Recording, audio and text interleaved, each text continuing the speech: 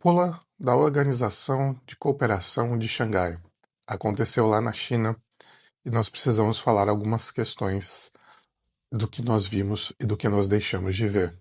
Oi, eu sou o professor Eric Zen, doutor em História e professor de Relações Internacionais.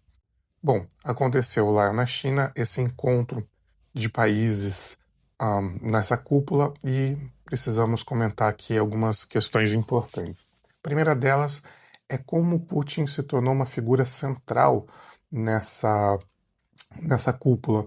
Claro, o Xi é o personagem principal, mas o Putin teve um destaque bastante significativo.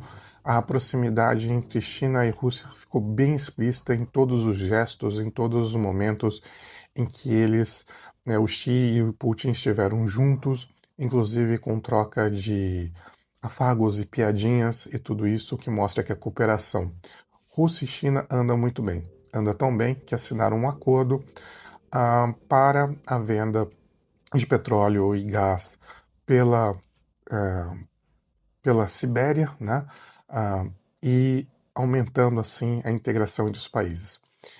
Mas também alguns fracassos, alguns reveses. Por exemplo, a ideia de um sistema de pagamento único entre os países, ou então o sistema de pagamento o sistema de pagamento ser aceito na China ficou para um momento seguinte. E isso era uma questão muito importante para a Rússia. Você deve se lembrar da imagem do Putin com uma moeda falsa, né, que seria a moeda dos BRICS, ali uma espécie de moeda de banco imobiliário, porque a questão de fazer um sistema de pagamentos com o que seria o concorrente do SWIFT é muito importante para a Rússia devido aos bloqueios, devido às sanções que ela tem sofrido.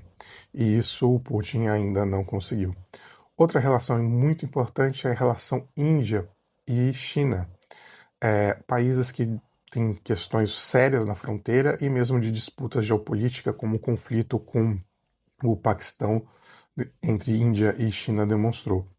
Mas há sinais de proximidade muito por culpa da política americana. O presidente Moody tentou afagar Donald Trump muitas vezes e foi até os Estados Unidos e mesmo assim foi taxado e ainda cobrado por receber petróleo russo.